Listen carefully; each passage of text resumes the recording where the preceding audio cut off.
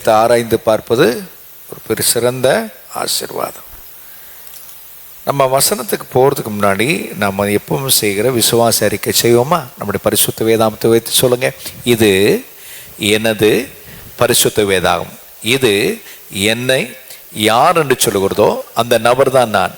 இந்த பரிசுத்த வேதாகம் எனக்கு என்னவெல்லாம் உண்டென்று சொல்கிறதோ அவைகளெல்லாம் தேவ கிருபையில் என்னிடம் உண்டு. இந்த பரிசுத்த வேதாகம் நான் என்னவெல்லாம் செய்ய வேண்டும் என்று சொல்கிறதோ அவைகளை தேவ பலத்தால் கடந்த காலத்தில் செய்தேன், தேவ பலத்தால் நிகழ்காலத்தில் செய்கிறேன், தேவ பலத்தால் வருங்காலத்தில் செய்வேன். இன்றைக்கு இந்த பரிசுத்த வேதத்திலிருந்து பரிசுத்த ஆவியானவரால் நான் போதிக்கப்பட இருக்கிறேன். எனது இதயமும் எனது மனமும் கர்த்தருடைய வார்த்தை கேட்க கவனமாகவும் திறந்த மனதுடன் உற்சாகமாய் இருக்கிறது என்று தைரியமாய் நான் விசுவாசத்தோடு அறிக்கை செய்கிறேன். நான் இன்றைக்கு இருப்பது போல தொடர்ந்து இருப்பதில்லை. என் நிலை செழிப்பாய் மாறும். ஆவி, ஆத்மா, சரீரம், பொருளாதாரம், கையின் பிரயாசம், சமூக வாழ்வு, குடும்ப வாழ்வு, தனிப்பட்ட வாழ்விலே செழிப்பாய் மாறும் இயேசுவின் நாமத்தினாலே. ஆமென். நல்ல ஒரு கரகோஷம் கொடுங்க.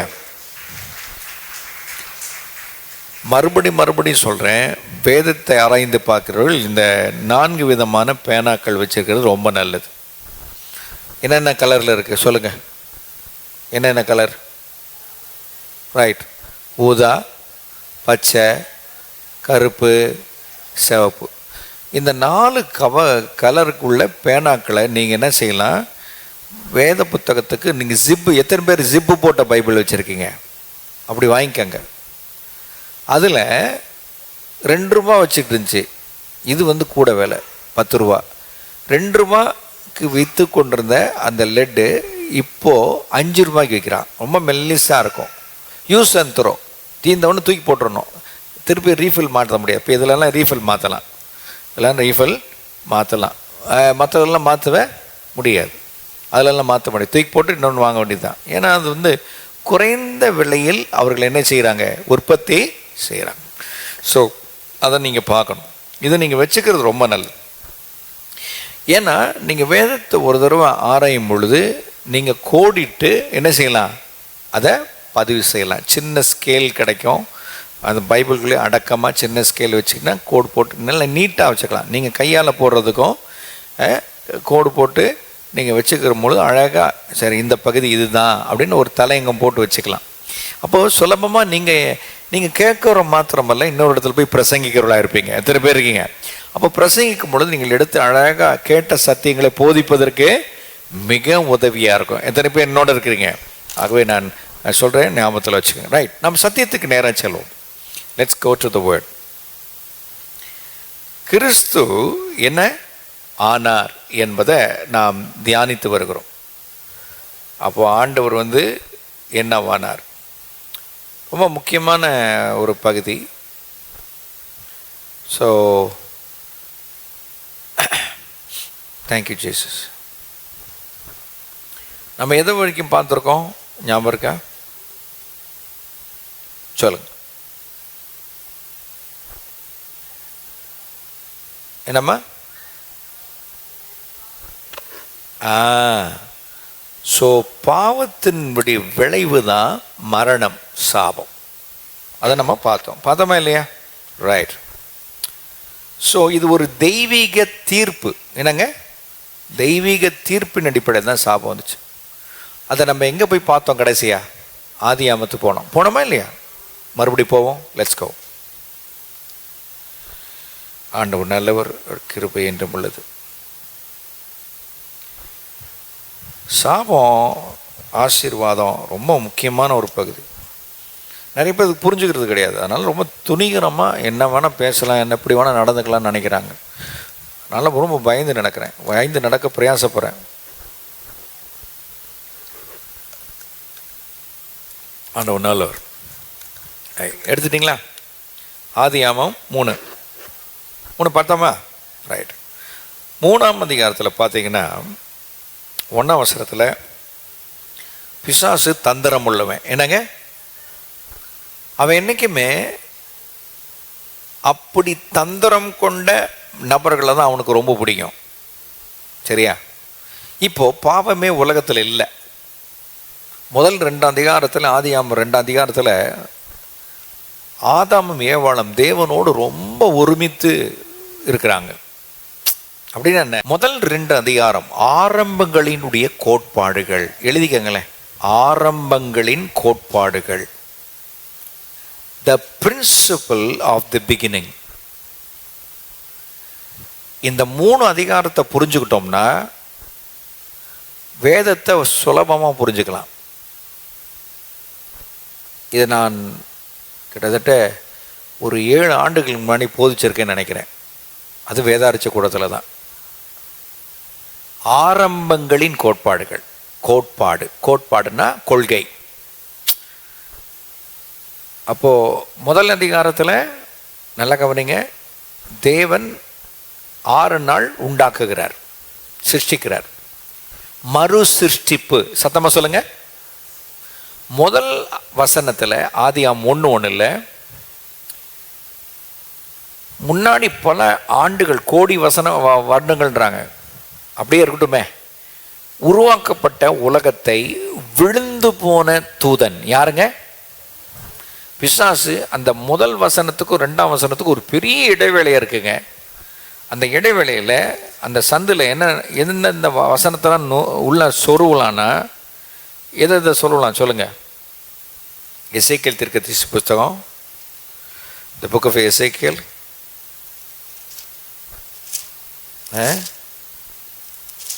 விழுந்து போன எடுத்துக்கங்க 28ஆம் அதிகாரம், 28ஆம் அதிகாரம் 11ஆம் வசனத்துலேருந்து 19ஆம் வசனம். இல்லை நீங்கள் வச்சுக்கோங்க. நான் அது நம்ம டாப்பிக்கே கிடையாது. நம்ம அதில் போனோன்னு வச்சுக்கோங்களேன், இட் வில் டேக் டைம். வீட்டில் போய் தியானிக்க. சாத்தானை தேவன் தீரு அரசனோடு ஒப்பிட்டு பேசுகிறார். தீருன்னு ஒரு ஊர் இருக்குது. அந்த ஊரில் ஒரு ராஜா இருக்கான். அந்த ராஜா சேட்டை அப்படியே பிசாசின் சேட்டையாக இருக்குது. அவனுக்கு பின்னாடி இருந்து ஏக்குகிறான். அந்த ஏக்குகிற காரியத்தை வச்சு ஆண்டவர் ரொம்ப அழகாக பேசுகிறார். பிசாசு அவனுக்கு பின்னாடி இந்த வேலை செய்கிறான், அவன்கிட்ட பேசுகிற மாதிரி பேசுகிறார். சரியா? இதை ஒரு இடத்துல எழுதிக்கங்க. ஏசாயா தீர்க்கதரிசி புஸ்தகம் 14ஆம் அதிகாரம், The book of Isaiah chapter 14, 14ஆம் அதிகாரம், 14ஆம் அதிகாரம் 11ஆம் வசனத்திலிருந்து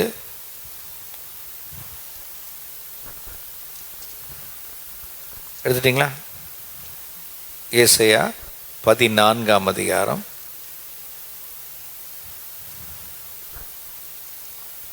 11ஆம் வசனத்திலிருந்து 18ஆம் வசனம் முடிய குறிச்சுக்கோங்க.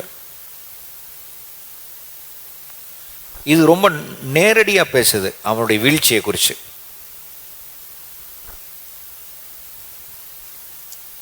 சும்மா ஒரு எடுத்துக்காட்டுக்கு வாசிக்கிறேன். 10. அவர்கள் எல்லாரையும் முன்னே நோக்கி, நீயும் எங்களைப் போல பலட்சியமானாயோ, எங்களுக்கு சமமானாயோ என்று சொல்லுவார்கள். உன் ஆடம்பரமும் உன் வாத்தியங்களும் முழக்கங்களும் பாதாளத்தில் தள்ளுண்டு போயிற்று. புழுக்களே உன் படுக்கை, பூச்சிகளே உன் போர்வை. அதிகாலின் மகன் ஆகிய விடிவெள்ளியே. யாருவன்? லூசிஃபர். விடிவெள்ளியே, நீ வானத்திலிருந்து விழுந்தாயே, ஜாதிகளை தேசங்களை ஈனப்படுத்தினவனே, நீ தரையிலே விட்ட விழுந்தாயே. நீ அவன் என்ன சொன்னா பாருங்க, கவனிங்க. நான் வானத்துக்கு ஏறுவேன். அவனுடைய வேலையை தேவனுடைய சிங்காசனத்தை காக்கிற வேலை தான். இவன் ஒரு ஆராதனை வீரன். அதனால தான் ஆராதிக்கிறவர்கள்லாம் ரொம்ப ஜாக்கிரதையாக இருக்கணும். இவன் எப்படி வீழ்ந்தானோ அப்படியே ஆராதனை வீரர்களை வீழத்தள்ளுவான். பெருமை, 3 காரியம் ஞாபகம் இருக்கா? பெருமை, கலகம், சுய சித்தம். இந்த 3 நடிப்பில் விழுந்து போனான். சரியா? சொல்றார், வானத்துக்கு ஏறுவேன், தேவனுடைய நட்சத்திரங்களுக்கு மேலாக என் சிங்காசனத்தை உயர்த்துவேன். வடப்புறங்களில் உள்ள ஆராதனையின் கூட்டத்தின் மேல் பருவத்திலே வீற்றிருப்பேன் என்றும், நான் மேகங்களுக்கு மேலாக உன்னதங்களில் ஏறுவேன், உன்னதமானவருக்கு ஒப்பாவேன். அப்படின்னா என்ன? நானும் கடவுளாயிருவேன்டா அப்படின்றார். கடவுளாயிரம் என்று சொல்றான். ஒப்பாவேன் என்றும் நீ உன் இருதயத்தில் சொன்ன. வெளியே கூட சொல்ல, உள்ளதான் சொல்லியிருக்கான். ஆனாலும் நீ ஆகாதமான பாதாளத்தில் விழுந்து போனான். இப்போ இவன் விழும் பொழுது, அப்போ உலகம் ரொம்ப அழகாக உண்டாக்கப்பட்டது. ஆதியாம் 1:1 போவோமே. ஆதியிலே தேவன் வானத்தை பூமியும் சிருஷ்டித்தார். நல்ல கவனிங்க, சிருஷ்டிக்கப்பட்ட உலகம் ரொம்ப அழகா, தேவன் எதை உண்டாக்கினால் நேர்த்தியா உண்டாக்குறவர். இந்த உண்டாக்குன உலகத்தை இவன் மேலேருந்து விழுந்தவன், தள்ளப்பட்டு விழுந்தவன் உலகத்தை சேதப்படுத்திட்டான். அவன் நேரம் வந்தது எங்கே வந்தான்? உலகத்துக்கு தான் வந்தான். நம்முடைய சூரிய குடும்பத்தில் காணப்படுகிற 9 கிரகங்களில் ஒரு கிரகம் நவுந்துட்டு போகுது. அந்த 9 கிரகங்களில் ஒரு கிரகம் தான் நம்முடைய பூமி. இந்த பூமியில் வந்து விழுந்தான். தேவன் உண்டாக்கின அற்புதமான உலகத்தை சீரழிச்சு போட்டான். இப்போ 2ஆம் வசனத்தை வாசிங்க, புரியும். ஆதியாகமம் 1:2. பூமியானது ஒழுங்கின்மையும் வெறுமையுமாயிருந்தது, ஆழத்தின் மேல் இருள் இருந்தது, தேவ ஆவியான ஜலத்தின் மேல். இப்போ சிருஷ்டிப்பிலே பிதா இருக்கிறாரு, சிருஷ்டிப்பிலே குமாரனாகிய இயேசுவாய தேவன் இருக்கிறாரு. 3வது சிருஷ்டிப்பிலே பரிசுத்தாவியாகிய தேவன். 3 நபர்களும் அங்கே இருக்கிறாங்க. சரியா? சரி. இப்போ இந்த முதல் வசனத்துக்கு 2 வசனத்துக்கும் விஞ்ஞானிகள் சொல்றாங்க 1 கோடி வருஷம் இருக்குங்க, 2 கோடி வருஷம், அது என்னமோ தெரியாது. ஆனால் ஒரு நீண்ட இடைவெளி கொண்ட ஒரு பகுதி. இந்த பகுதியில் இந்த 2 எசேக்கியேல் தீர்க்கதரிசி புஸ்தகம் 28ஆம் அதிகாரம் 11 வசனத்து 19ஆம் வசனம் வரைக்கும், ஏசாயா தீர்க்கதரிசி புஸ்தகம் 14ஆம் அதிகாரம் 11 வசனத்திலிருந்து 18ஆம் வசனம் வரைக்கும் நடைபெற்றது சம்பவம். அதனால்தான் ஆரம்பங்களின் கோட்பாடுகளை நல்லா புரிஞ்சுக்கிட்டிங்கன்னா தெளிவாக வேதத்தை புரிஞ்சுக்கணும். பாவம் எங்கே வந்து அவன் விழுந்த உடனே ஆண்டவர் என்ன பண்ணுறாரு? மறுபடியும் உலகத்தை மறு சிருஷ்டிப்புக்கு கொண்டு போகிறார். என்னங்க சத்தமாக சொல்லுங்கள், என்னங்க? அந்த மறு சிருஷ்டிப்பை தான் நாம் பார்க்குறோம். 6 நாள் உலகத்தை உண்டாக்குகிறார். 6ஆம் நாளில் யாரை உண்டாக்குறார்? தேவ சாயில் இருக்க உங்களையும் என்னை உண்டாக்கினார். ஒரு ஆமென் சொல்லுங்க. இது சுருக்கமான பதிவு. இந்த பதிவை 2ஆம் அதிகாரத்தில் விளக்குறார், ஆழமாக விளக்குறார். பூமியில் ஆண்டவர் இந்த ஏதேன் தோட்டம்ங்கிற தோட்டத்தை வச்சு, அந்த தோட்டத்தில் மனுஷனுக்கு இதெல்லாம் கொண்டு வந்து வச்சு அவனை உண்டாக்கி, அவனுக்கு ஏற்ற துணை உண்டாக்கி, அந்த பூமியில் வந்து என்ன பண்ணார்? இந்த தோட்டத்தை பண்படுத்து காத்துக்கொள். இப்போ தேவன் நமக்கு கொடுத்துருக்கிற வாழ்க்கையில் நம்ம படிக்கிறோம், குழந்தையாக இருக்கிறோம், வளர்கிறோம், அப்புறம் என்ன செய்யணும்? படிக்க வாய்ப்பு கிடைக்கிறவங்க படிக்கிறோம், படித்த பிறகு என்ன செய்கிறோம்? வேலையை பார்க்குறோம். அந்த வேலையை பொறுப்போடு செய்யணும். எத்தனை பேர் இருக்கீங்க? ஆமாம். அப்போ ஆண்டவர் நமக்கு பொறுப்பு கொடுத்துருக்காரு. என்ன கொடுத்துருக்காருங்க?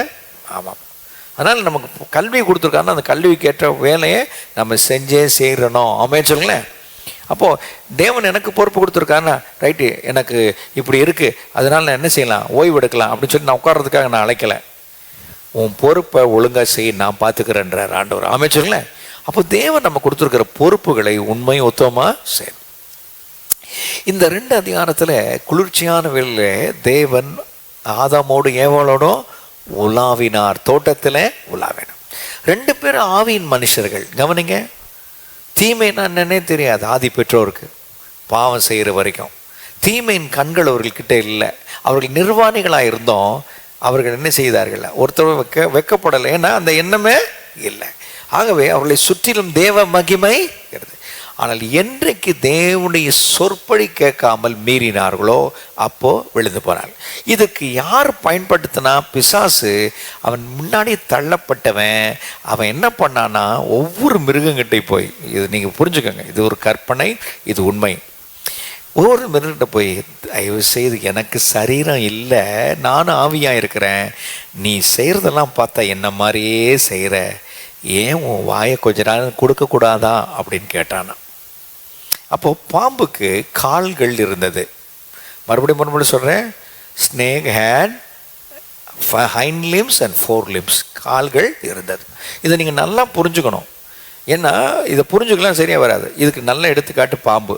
எத்தனை பேர் அருணை பார்த்துருக்கீங்க? அருணை போன வாரமே சொன்னேன் இல்லையா? அந்த அருணை பார்த்தா கொஞ்சம் டிட்டோ பாம்பு மாதிரி இருக்கும், நாக்கெல்லாம் அப்படி தான் இருக்கும். ஆனால் அதுக்கு கால் இருக்குது, வால் இருக்குது. இப்போ இப்படி இருந்த பாம்பு சபிக்கப்பட்ட பிறகு, கவனிங்க, அது என்ன ஆயிடுச்சு? கால்கள் போய் சாபத்தில் கால்கள் இழந்து மண்ணிலே நகர்ந்து மண்ணை சாப்பிடத்தக்கதாக சாபத்துக்குள்ளானது. அப்போது சாபம் மனிதன் சம்பாதித்தது. எல்லாரும் பக்கத்தில் பார்த்து சொல்லுங்க, சாபம் மனிதர்களாகிய நம்முடைய முன்னோர்கள் ஆதாமும் ஏவாளும் சம்பாதித்தது. நல்லா புரிஞ்சுக்கலன்னா ஒன்றுமே சரியாக வராது. அதை உலகம் மதங்கள் என்ன சொல்லுன்னா தலையெழுத்து. என்னங்க சத்தமாக சொல்லுங்களேன், என் தலையெழுத்துடா, உங்கள்கிட்ட வந்து மாட்டிக்கிட்டு முழிக்கிறது, என் தலையெழுத்துடா, உன்னை கல்யாணம் பண்ணிக்கிட்டது, நான் உன் தலையெழுத்துடா, நான் இப்படி இன்னாருக்கு பிறந்தது. தலையெழுத்துலாம் கிடையாது. நோ நோ, தலையெழுத்துனா என் தலையில் எழுதி வச்சுருக்கான் நான் கடவுள். அதெல்லாம் அப்சல்யூட்லி நான்சென்ஸ். அதெல்லாம் வந்து புரியாமல் எழுதுவது. அப்போ சாபம் என்பது நம்முடைய முன்னோர்கள் சம்பாதித்த ஒன்று. அப்போது இயேசு என்ன ஆனார் என்கிற தலையத்தில் பார்க்குறோம். இயேசு என் சாபங்களை நீக்கி என்னை விடுதலையாக்க வந்தார். எத்தனை பேர் இருக்கீங்க? இதை மறந்துடவே கூடாது. இதை நம்ம மனசில் வச்சுக்கணும். இது இல்லைன்னா, இந்த சாபம், இந்த அறிவு இல்லைன்னா இந்த சாபம் வேலை செஞ்சுக்கிட்டே இருக்கும். ரட்சிக்கப்பட்டோமா பாஸ்டர்? ஆமாம். ஆவியானவர்கள் நல்ல ஒரு பாருங்கள். ஒரு அம்மா கஷ்டப்பட்டு பத்து தேய்ச்சி, நல்லா கவனிங்க, என்ன தேய்ச்சி? பாத்திரங்கள்லாம் தேய்ச்சி வேலை செஞ்சு தம் மகனை படிக்க வச்சு, ஒரே மகனை படிக்க வச்சு அவர் நல்லா படிச்சுட்டான். அம்மா எனக்கு வெளிநாட்டு வேலை வந்திருக்குமா, நான் என்ன செய்கிறேன், நான் போய் சம்பாதிச்சு உனக்கு காசு அனுப்புகிறேம்மா, நீ என்ன பண்ணு, இந்த வீட்டு வேலை செய்கிறதுல நிறுத்திட்டு நீ நல்லா இருமா, ஒரு வீட்டை வாங்கி நல்லா இரு அப்படின்னு சொல்கிறான். சரிப்பா அப்படின்னு நம்பி அவனையும் அது காசெல்லாம் பிரட்டி என்ன செஞ்சு வெளிநாட்டுக்கு அனுப்பிச்சிருச்சு. வெளிநாட்டுக்கு அனுப்பிச்சிச்சு. இவன் மாதம் மாதம் கடிதம் எழுதுவான். மாதம் மாதம் கடிதம் எழுதுவான். அந்த கடிதத்தை வாங்கி படிச்சுக்கும். அது என்ன பண்ணோம், பிள்ளை அனுப்பிச்சிருக்கான்னு சொல்லிட்டு அதை வாங்கி இது பண்ணோம். அது சில நேரத்தில் ஒட்டி வைக்குமா செவுத்தில். ஒரு நாள் அந்த திருச்சபையின் அந்த அம்மா போயிட்டு இருந்த திருச்சபையின் பாஸ்டர், என்னடா இந்த பையன் நன்றி கட்டவனாக போனா பாஸ்டர், எனக்கு ஒன்றும் காசே அனுப்பலை பாஸ்டர், என்னன்னே மறந்துட்டான் பாஸ்டர், வெளிநாடு போனவுடனே அவன் மறந்துட்டான் அப்படின்னு சொன்னோடனே இவர், நான் வரேம்மா, வீட்டுக்கு வரேன், அவன் எழுதின கடிதம்லாம் எனக்கு கொஞ்சம் காமிமான்னு கேட்க. இவனை என்ன பண்ணிட்டான், இவரும் அந்த அம்மா என்ன பண்ணாங்க, சரி கடிதம்லாம் எடுத்து பாஸ்டர் வராரு, இவர்கிட்ட காமிப்போம், இவர் எதான் பேசி திட்டுவார், அப்படியாவது அவன் என்ன செய்வான், பணம் காசு அனுப்பான். என்ன பண்ணிட்டாரு, வந்தார். அந்த அம்மா முடியல, படுக்க சாப்பாட்டுக்கு வழி இல்லையே, காசு இருந்தால் அதை வாங்கி சாப்பிடுவேன். சபோலியாக தான் உதவி செஞ்சுட்டு வர்றார் பாஸ்டர். வந்து இப்படி பார்க்குறாரு. அவன் கடிதம்லாம் நான் என் ஆசை மகன் எழுதுனது பாஸ்டர், சும்மா செவரு என்னங்க மேலே சீலிங்க்கு என்ன சொல்லுவாங்க, உத்தரம். சூப்பர், சரியான வார்த்தை தான். உத்தரத்தெல்லாம் ஒட்டி வச்சிருந்தான். இவர் இப்படியே குடிஞ்சு உட்காந்து இப்படி பார்த்தாரு. அவளை பார்த்த உடனே தான் அவருக்கு அதிர்ச்சி. ஒவ்வொரு ஒட்டி வச்சிருக்க ஒவ்வொன்றும் கோடிக்கணக்கு பணமா, அவ்வளவும் டிராஃப்ட் எடுத்து அனுப்பிச்சிருக்கான் அவன். எங்கள் அம்மா நல்லா இருக்கணும் அனுப்பிச்சிருக்கான், அது அதுக்கு காசு ஆக்கணும்னு தெரியல. இன்றைக்கி நமக்கு அவ்வளோ அதிகாரங்கள் இருக்குது, ஆனால் நமக்கு தெரியல நாம் யாருன்னு. தெரியாதனால பிசாசு இன்றைக்கி நம்ம ஏமாற்றிக்கிட்டே இருக்கான். அந்த உத்தரத்தை பார்த்துட்டு, இருமா நீ அப்படின்னு சொல்லிட்டு வெள்ளமாக தண்ணியை தடவி தடவி தடவி அதை ஒவ்வொன்றா எடுத்து அதை உலர்த்தி அதை கொண்டு போய் வங்கியில் கொடுத்து அந்த அம்மா கிட்ட சொன்னாராம், இவ்வளோ காசு அனுப்பிச்சிருக்கான் உன் பையன், உனக்கு தெரியலையம்மா, என்கிட்டையாவது கொண்டு வந்து காமிச்சிருக்க வேணாமா சொல்லி அந்த அம்மாவுக்கு ஒரு வங்கி கணக்கை திறந்து அந்த வங்கி கணக்கில் இந்த காசோலையெல்லாம் போட்டு அவ்வளோ பணத்தை வாங்கி கொடுத்தாராம். அந்த அம்மாவுக்கு அப்போ தான் தெரிஞ்சான், என் பையன் என்னை நேசிச்சிருக்கான், என் பையன் என்னை மறக்கலை, என் பையன் என்னை கனம் பண்ணியிருக்கிறான் அப்படின்னு அந்த அம்மா ரொம்ப வியாகுலப்படுறாங்க. சில நேரங்களில் இயேசு சுவாமி நமக்காக செய்து முடித்த காரியங்களில் நாம் தியானிக்காமல் புரிஞ்சுக்காமல் இருக்கிறோம். ஆனால் தியானித்தா தான் புரியும் நமக்கு என்ன அதிகாரம்லாம் கொடுத்துருக்காருன்ட்டு. ஒரு ஆமே சொல்லுங்களேன். ஹல்லேலூயா. ஆக இங்கே பாருங்கள், இந்த 3ஆம் அதிகாரத்தில் நீங்கள் பார்த்தீங்கன்னா, நான் வேகமாக போயிடுறேன். இவன் கேட்குறார், ஏய் யாரா உன்னை நிர்வாணின்னு சொன்ன, ஆனால் தீமையின் கண்கள் திறக்கப்பட்டுருச்சு. தீமையின் கண்கள் திறக்கப்பட்டவுடனே இவங்க நிர்வாணமாக இருக்காங்கன்னு தெரிஞ்சுக்கிட்டாங்க. இது வரைக்கும் தெரியாது. இந்த குழந்தை பருவங்கள்லாம் பாருங்களேன். அதனால தான் ஆண்டவர் சொல்றார், நீங்கள் குழந்தைகளை போல மாறாவிட்டார். தீமை என்ற எண்ணமே இருக்கக்கூடாது. எத்தனை பேர் இருக்கீங்க? வரவே கூடாது, உள்ளே வரக்கூடாது. குழந்தைகள் போல. குழந்தைகளுக்கு தெரியவே தெரியாது. ட்ரெஸ்ஸு போட்டுக்கணும் அப்படின்னு தெரியாது. விசுவாசத்தோடு இருக்கும், தேவ தூதர்களை போல. ஆமென் சொல்லுங்களேன். என் பெரியப்பாவுடைய மக ஒருத்தங்க இறந்து போனாங்க. அக்கா பேர் கிரேஸ். புத்தி சுவாதீனமே கிடையாது. 53 வயசு இறக்கும்பொழுது அப்படியே பக்கத்துலேருந்து பார்த்தேன், அந்த சரீரத்தை பார்த்தேன். ஒன்றுமே தெரியாது அக்காவுக்கு. சாப்பிடுவாங்க, தூங்குவாங்க, சாப்பாடு கொடுடா அப்படி தான் கேட்பாங்க. அவ்வளோதான் தெரியும், அதுக்கு மாதிரி தெரியாது. அன்றைக்கி என்ன பிரசங்கம் பண்ணுறது அப்படின்னு சொல்லி ஆவியானவர் கேட்டார். அண்ணே நீ தானே அடக்கம் பண்ணணும் அப்படின்ட்டானுங்க. புதுக்கோட்டை கிட்ட கொண்டு போயிட்டானுங்க. என்ன அங்கே ஒரு கிட்ட 1 ஏக்கராவுக்கு ஒரு இடத்த வாங்கியிருக்கானுங்க. அந்த இடத்துல தான் அடக்கம் பண்ணுறானுங்க. என்ன ஆண்டவர் பேச சொன்னார், நான் உன்னை நடத்துகிறேன், நீ எங்கே போய் பேசு அப்படின்னாரு. என்ன ஆண்டவரே இப்படி இதில் தர்ம சங்கடம் விட்டுட்டீங்களே அப்படின்னு. அப்போ இதுதான் சொன்னார், அவர்கள் குழந்தைகள் தேவனுடைய ராஜ்யத்தில் பிரவேசிப்பதற்கு தடை இல்லை.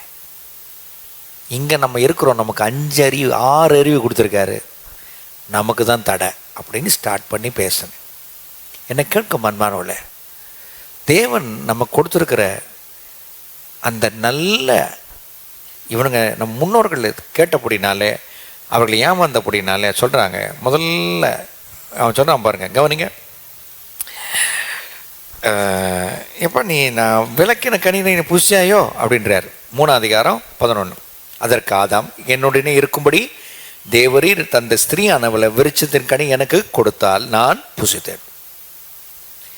என்றைக்குமே மனைவி சொல்கிறா அப்படின்னு டக்குன்னு புருஷனும் செய்யக்கூடாது. வேத பண்டிதர்கள் சொல்லுவாங்க, இவன் எங்கேயோ போயிட்டான், இந்த அம்மாவை மூல செலவை செய்து ஏமாற்றிட்டான் பிசாசுன்றாங்க. கிடையாது, இவன் கூட தான் இருந்தான். அதான் கூட தான் இருந்தான். ஏன்னா அவன் மேலே அன்பு வச்சுட்டான். தேவன் மேலே அன்பு வைக்கிறதுக்கு மனைவி மேலே அன்பு வச்சதால மனைவி என்ன கொடுத்தாலும் வாங்கிக்கலாம். இவன் என்ன சொல்லிக்கணும், தேவன் இப்படி சொல்லியிருக்கிறாரு, இந்த கனியின் விருட்சத்தை நம்ம பறிக்கக்கூடாது, புசிக்கக்கூடாது, புசிச்சா ஆண்டவரோட தொடர்பு என்ன ஆன்மீக்குரிய விதத்தில் செத்து போயிடுவோம், தயவுசெய்து வேணாமா அப்படி சொல்லியிருக்கணும். இவன் அன்பினால் அவள் மேலே கொண்டு இருக்கிற பாசத்தினால அவள் செய்கிறது தப்பாக அவனுக்கு தோணலை. எதை வந்தால் பார்த்துக்கலாண்டா அப்படின்னு. இன்றைக்கி இது கொடுத்தால் இவன் சாக்கு சொல்கிறான், இவன் ஏமாத்துறான், இவன் பொய் சொல்கிறான். அப்பொழுது தேவநாயகர்த்த ஸ்திரீயை நோக்கி, சரிப்பா உன் மனைவி தான் செஞ்சான்ற, அவளை பார்த்து என்னப்பா என்ன பிரச்சனை அப்படின்னு கேட்கும்பொழுது அவள் சொல்கிறான், இங்கே பாருங்க, என்னது ஸ்ரீயானவள் சர்ப்பம் என்னை வஞ்சித்தது, நான் புசித்தேன். 13ஆம் வசனம். சரி 14. அப்போது தேவநாயகர்த்த சர்ப்பத்தை பார்த்து, இப்போ பாம்பை டீல் பண்ணுறார். கவனிங்க, இதில் ஒரு முக்கியமான கருத்து இருக்குது. சாபம் எப்போ வரும், எப்போ வந்துச்சு அப்படின்னா, இந்த பிராணி பார்க்க நல்ல பிராணி தான், அழகான பிராணி தான், ஆனால் இது தன்னுடைய சரீரத்தை பிசாசினுடைய செயல்களுக்கு ஒப்பு கொடுத்ததுனால சாபம். அப்போ உங்களுடைய சரீரத்தையும் என்னுடைய சரீரத்தையும் தேவன் உங்களுக்கு கொடுத்திருக்கிறார். சொல்லுங்க அல்லேலூயா. ஆக கொடுக்கப்பட்ட சரீரத்தை தேவனுடைய மகிமைக்காகத்தான் பயன்படுத்த வேண்டுமே தவிர தேவனுடைய மகிமை குறைச்சலுக்கு பயன்படுத்தக்கூடாது. புரிஞ்சுட்டீங்களா? என் பிள்ளைகள்கிட்ட சொல்லிகிட்டே இருப்பேன், யாராக இருக்கட்டும், உங்களுக்கு என்ன கருவிகளை தேவன் கொடுத்துருக்கிறாரோ அந்த கருவிகள் தேவ நாமத்தின் புகழ்ச்சிக்கென்று பயன்படுத்துங்கள். சொல்லுங்க. பால் இப்படி சொன்னால் போக்கும் அப்படியே டென்ஷன் ஆறானுங்க. என்ன ஃபோன்லாம் பயன்படுத்தக்கூடாதா? நீ எதுக்கு பயன்படுத்துறன்னு யோசி, அதுக்கப்புறம் நீ பயன்படுத்து. அப்போ தேவன் நம்ம கொடுத்துருக்கிறத சரியான விதத்தில் பயன்படுத்த பாருங்க. அடுத்து சொல்கிறார், இப்போ என்ன சொல்கிறாரு பாருங்க, நீ இதை செய்தபடியால் சகல நாட்டு மிருகங்களிலும் சகல காட்டு மிருகங்களிலும் சபிக்கப்பட்டிருப்பாய், நீ உன் வயிற்றினால் நகர்ந்து உயிரோடு இருக்கும் நாளெல்லாம். இப்போ கோச்சுக்காதீங்க, ஆகவே இது ரொம்ப முக்கியமான ஒரு பகுதி. ஆண்டவருக்கு ஒரு நல்ல பேர் சிந்தித்து பார்க்கணும். சிவனே, 5 காயங்களை ஏற்ற சிவனே அப்படின்னு சொல்கிறதுக்கு பொருத்தமானவர் இயேசு ஒருவரே. நான் இந்து சமயத்தையும் தொட்டு போகிறேன். முன்னாடி சொன்ன சிவன் வேற, நான் சொல்கிறது சிவந்த மேனி இயேசு ஒருவரே. எனக்காக 5 காயங்களை ஏற்றுக்கொண்ட சிவந்த மேனியான இயேசுவே ஆகிய சிவனே. சொல்லுங்களேன், ஏன் இந்த வார்த்தையை உச்சரிக்கிறீங்கன்னு கேட்கலாம். அந்த பேரே நான் கூப்பிடல, சிவந்த மேனி உள்ள தெய்வமே. எவ்வளோ ட்ரிக் பண்ணுறான் பார்த்தீங்களா? ஆக இப்போது இதனால சாபம் உலகத்தில் வந்துருச்சு. 15, உனக்கும் ஸ்திரீக்கும் உன் வித்துக்கும் அவள் வித்துக்கும். வித்து என்று சொன்னால் உன்னால் பிறக்க போகிற பிள்ளைக்கு காரணமாயிருக்கிற செமன். ஆங்கிலத்தில் சொல்லிட்டேன், தமிழில் சொல்கிறேன். வித்து ஒரு சொல்லுங்களேன், ஆண்கிட்ட இருந்து தான் போகும் பெண்ணுக்கு. இந்த வித்தும் கருமுட்டையும் சேர்ந்து தான் குழந்தை உண்டாகுது. இப்போ சொல்கிறாரு, எப்பா உன் வித்துக்கும் இந்த பெண்ணினால் ஒருத்தர் வரப்போகிறாரு, அவர் தான் ஆண்டவராக இயேசு கிறிஸ்துவாகிய தெய்வம். உன் வித்து இது லூசிபர், உன் வித்து இது சொல்லுங்க அந்தி கிறிஸ்து, உன் வித்து கள்ளத்திற்கு உன் வித்து மிருகம். இந்த வித்துக்கும் அந்த பெண்ணாகிய மரியாள் வழியை வருகிற வித்துக்கும் வித்தியாசம் உண்டாக்கிட்டு என்ன செய்வேன்? அவர் இங்க என்ன சொல்றாரு பாருங்க, கனம் கொடுத்து பேசுறாரு. அவர் உன் தலையை நசுக்கு வர்றா, நீ அவர் குதிங்காலை லிட்டில் பிட் லைட்டாக தொட்டு தான் பார்ப்பேன். அதுதான் சிலுவையின் பாடுகள். ஒரு அமைச்சர்களே, அவர் ஸ்திரீயை நோக்கி, நீ கர்ப்பத்தில் இருக்கும் பொழுதே உன் வேதனை மிகவும் பெருக பண்ணுவேன், வேதனையோடு பிள்ளை பெறுவாய், உன் ஆசை புருஷனை பற்றியிருக்கும், அவள் உன்னை ஆடும்.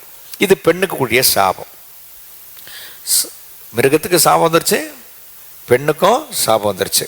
என்ன சாபம்? பிரசவ காலத்தில் வேதனையோடு தான் நீ பிள்ளையை பெற்றெடுப்பாய். 17, பின்பு அவர் ஆதாமை நோக்கி, நீ மனைவியின் வார்த்தைக்கு செவி கொடுத்து புசிக்க வேண்டாம் என்று நான் உனக்கு விளக்கின விருட்சத்தின் கிளையை புசித்தபடியால் பூமி உன் நிமித்தம் எப்படி இருக்கும்? சாபம். சாபம்னா என்னன்னு பார்த்தோம், ஞாபகம் இருக்க? சொல்லுங்க, சாபம்னா என்ன? ஆசீர்வாதத்திற்கு எதிரானது. அப்போ ஆசீர்வாதத்துக்கு எதிராக இருக்கிற அனைத்தும் சாபமே. தோல்வி சாபம், வியாதி சாபம், விக்கன சாபம், அப்புறம் என்ன பயம் சாபம், இப்படி நிறைய அடுக்கிக்கிட்டே போகலாம். தரித்திரம் சாபம், சாபத்தை அடுக்கிக்கிட்டே போகலாம். இதெல்லாம் உதாரணங்கள். ஆக ஆசீர்வாதத்துக்கு எதிரான அனைத்தும் சாபமே. சொல்லுங்களேன், இதெல்லாம் ரொம்ப முக்கியம். ஆக இங்கே அதான் சொல்றார், புசிக்க வேண்டாம் உனக்கு விளக்கின விருட்சத்தின் கனியை புசித்தபடியால் பூமி உன் நிமித்தம் சபிக்கப்பட்டிருக்கும், உயிரோடுக்க நாளெல்லாம் வருத்தத்தோடு அதன் பலனை புசிப்பாய். எல்லாம் சேர்ந்து அடுத்த வசனம் 18, அது உனக்கு முள்ளும் குறுக்கும் பிறப்பிக்கும், வெளியின் பயிர்வைகளை புசிப்பாய். பூமியிலிருந்து சொல்றார், பூமியிலிருந்து எடுக்கப்பட்டாய், நீ திரும்ப மட்டும் என்னங்க சத்தமா சொல்லுங்க, முகத்தின் வேர்வையால். சத்தமா சொல்லுங்க. இன்னைக்கு ரட்சிக்கப்பட்டவங்க இந்த சத்தியம் தெரியாம நான் வேர்வை சிந்தி சம்பாதிச்சேன் தெரியுமா? இப்ப என்ன சொல்ல வர்றீங்க நீங்க? நான் சாபத்திலிருந்து சம்பாதிச்சேன் தெரியுமா அப்படின்னு சொல்ல வர்றீங்க. ஆனா அது இயேசுவை ஏற்றுக்கொண்டவர்கள் நாம சாபத்திலிருந்து விடுதலை ஆக்கப்பட்டிருக்கோம். அப்போ நீங்க இந்த வார்த்தை சொல்லவே கூடாது. வேர்வை சிந்தி இல்ல, அவருடைய தயவினாலே சம்பாதித்திருக்கிறேன், அவருடைய பலத்தினாலே சம்பாதித்திருக்கிறேன், அவருடைய கிருபையினாலே சம்பாதித்திருக்கிறேன். இந்த வார்த்தைகளை ரொம்ப ஜாக்கிரதையா பயன்படுத்தணும். நான் இல்லைன்னா நீங்க வாழ்ந்திருக்க முடியுமா? நான் இல்லைன்னா இதெல்லாம் வந்திருக்குமா? எல்லாம் தேவ கிருபையே. அதனாலதான் ஆண்டவர் மோசையை கொண்டு எடுங்க, உபாகம புஸ்தகம் 8ஆம் அதிகாரம், த புக் ஆஃப் டியூட்ரானமி. ஏன் இதை எழுதுறார்? மறுபடியும் நடந்த சம்பவங்களை கண்டிராத, கேட்டிராத, பயணிக்காத பிள்ளைகளை பார்த்து பேசுகிறார். ஒரு அமைச்சர்களே 20 வயசுக்கு மேற்பட்டவங்க எல்லாம் செத்து போயிட்டானுங்க, வனாந்தரில் செத்துட்டாங்க. ஏன்னா அவங்க வாயின் வார்த்தை அறிக்கை, நாங்கள் இந்த வனாந்தரத்தில் செத்தா தேவையில்லை அப்படின்றாங்க. ஆண்டவர் சொல்கிறாரு, கேட்டேன்டா, நானும் கேட்டேன், அவனும் நீயும் கேட்ட, அவனை சொன்னபடி இவனுக்கு பிரேதம்லாம் வனாந்தரத்தில் செத்து மடியும்.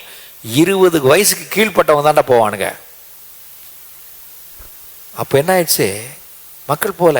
ஆகவே உபாகம் புஸ்தகம் என்பதை மறுபடியும் எழுத வேண்டியதாயிடுச்சு. நடந்த சமூகங்களை பேசுகிறார். எல்லாம் சேர்ந்துங்க. 8ஆம் அதிகாரம் 16ஆம் வசனம். 16ஆம் வசனத்திலிருந்து வாசிங்க. உன் பிதாக்கள் எல்லாம் சேர்ந்து வாசிங்க. அறியாத மன்னாவினால் வனாந்தரத்திலே உன்னை வந்தவருமாகிய உன் தேவனாய கர்த்தரை மறக்கா. நீ படித்து உத்தியோகத்தில் முன்னேறி நல்ல வசதி வாய்ப்போடு இருக்கும் பொழுது தயவு செய்து அதிசயமாய் உன்னை நடத்தின பற்றியா வனாந்தரத்தில் ஒருபோதும் மறந்துடாதரா.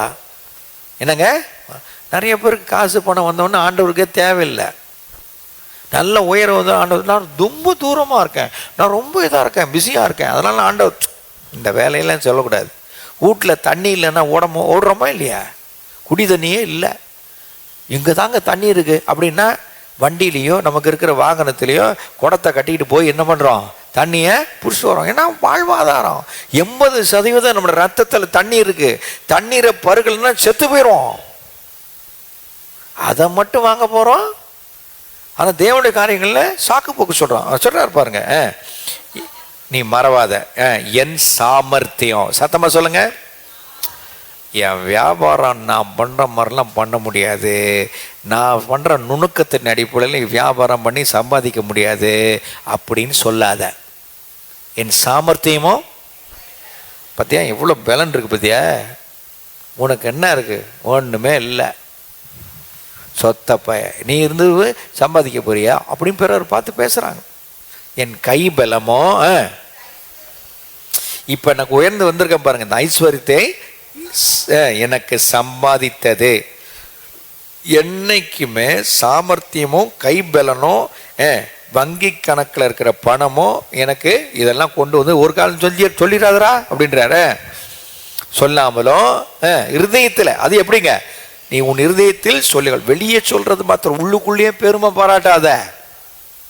சொல்லாமலும் எச்சரிக்கையாயிருது. என்னங்க எச்சரிக்கை? என்னன்னு ஜாக்கிரதை.